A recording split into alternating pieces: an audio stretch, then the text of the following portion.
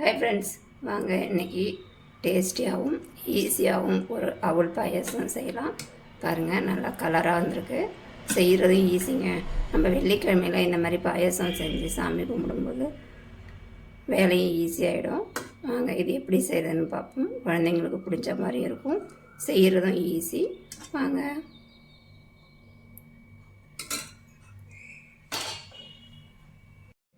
வாங்க இன்றைக்கி அவல் பாயசம் செய்யலாம்.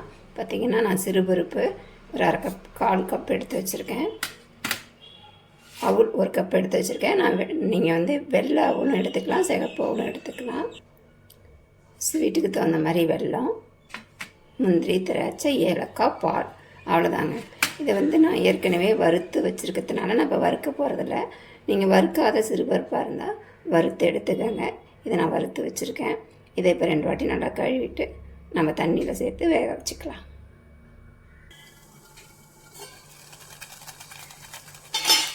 இப்போ பாருங்கள், தண்ணி நல்லா கொதிச்சிட்ருக்கு, நல்லா சூடாகிடுச்சு. இப்போ நம்ம க்ளீன் பண்ணி வச்சுருக்க சிறுபருப்பை சேர்த்துக்கலாம். ரொம்ப செவக்க வறுக்க வேண்டாம், வேகிறதுக்கு டைம் ஆகும். லைட்டாக வாசனை வந்தோன்னே எடுத்துருங்க. சிறுபருப்பு சேர்த்து செய்யும்போது டேஸ்ட்டு நல்லாயிருக்கும்.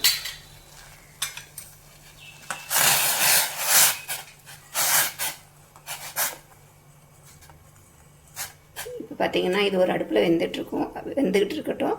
நம்ம அதுக்குள்ளே பாவு வெள்ளை கரைசல் கரைச்சிக்கலாம், முந்திரி திராட்சை வறுத்துக்கலாம். இது இன்னொரு அடுப்பில் வெந்துட்டுருக்கட்டும். இப்போ கடாய் காஞ்சிருச்சு, 1 ஸ்பூன் நெய் விட்டுக்கலாம்.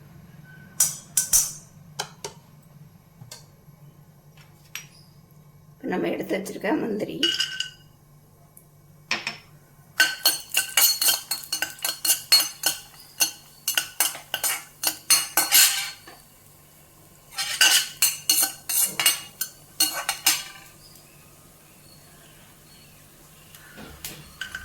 திராட்சையும் சேர்த்துப்போம். காஞ்ச திராட்சை,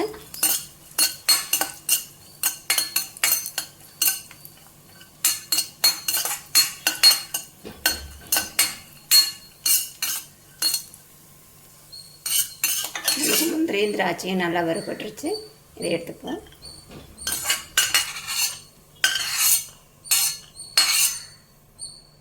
அதே கடாயில் அவல் எடுத்து வச்சுருக்கேங்க, அந்த நெய்யிலே வறுத்துப்போம். நீங்கள் சிகப்பு அவல் இருந்தால் கூட சேர்த்துக்கோங்க. நான் வெள்ளை அவல் எடுத்திருக்கேன். இதெல்லாம் 1 கப்பு அவல் எடுத்திருக்கேன். 3/4 கப்பு வெல்லம், உங்கள் ஸ்வீட்டுக்கு தகுந்த மாதிரி எடுத்துக்கோங்க. அவளை நல்லா உடச்சிட்டு ஒரு ஈரத்துணி வச்சு தொடச்சிட்டு இது பண்ணுங்க. அலசினோம்னா நம்மளுக்கு இந்த மாதிரி வறுக்கிறதுக்கு டைம் ஆகும்.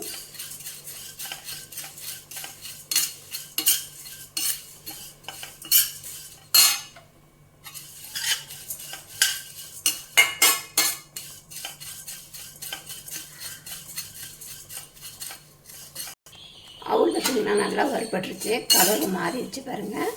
இந்த லெவலில் நம்ம எடுத்துக்குவோம்.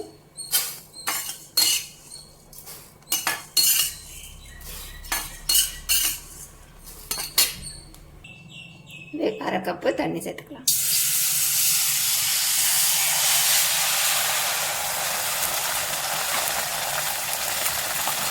நம்ம எடுத்து வச்சுருக்க வெள்ளத்தையும் சேர்த்துக்கோம்.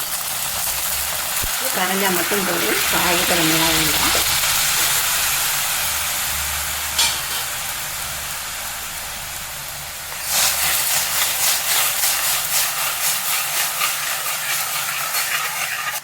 அவ்வளோதாங்க, வெள்ளம் நல்லா கரைஞ்சிருச்சு. இதை நம்ம ஆற விட்டு வடிகட்டி எடுத்துக்கலாம்.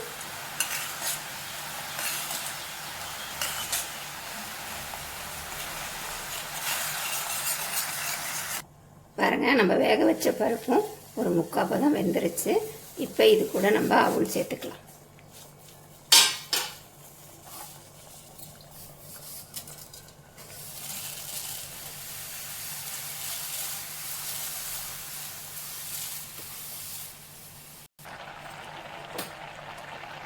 இது கூட பால் சேர்த்துப்போம். நான் 1 கப்பு அவல் எடுத்தேன் இல்லையா, 2 கப்பு பால் சேர்த்துருக்கேன்.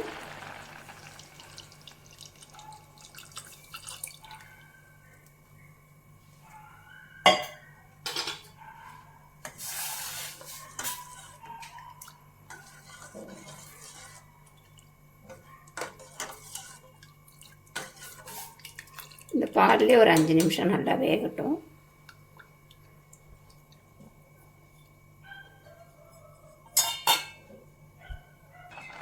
அவ்வளோதாங்க, நம்மளுக்கு அவளும் சிறுபருப்பும் நல்லா குழைய வெந்துருச்சு. நீங்கள் பாருங்கள். இப்போ இது கூட நம்ம ஏலக்காய் பொடி சேர்த்துப்போம்.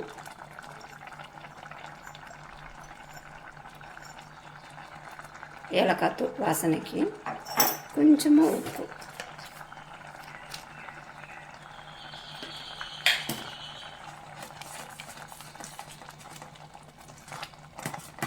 நீங்கள் தண்ணியாகவும் வச்சுக்கலாம், திக்காகவும் வச்சுக்கலாம், அது நம்ம விருப்பம் தாங்க.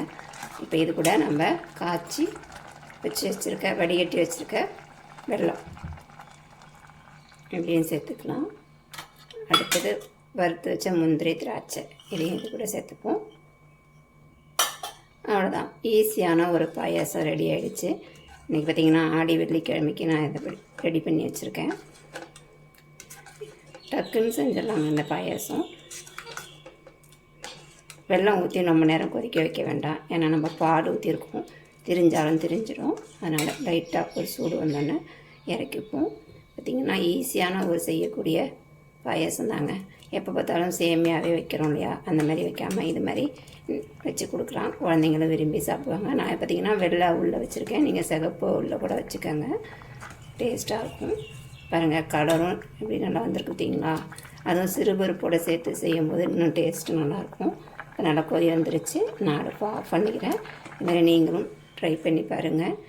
ஈஸியான ஒரு அவல் பாயாசம். வீடியோ பிடிச்சிருந்தா லைக் பண்ணுங்கள், ஷேர் பண்ணுங்கள், கமெண்ட் பண்ணுங்கள். மறக்காமல் கலை கிச்சன் சேனலை சப்ஸ்கிரைப் பண்ணுங்கள். இன்னொரு வீடியோவில் சந்திப்போம். பை.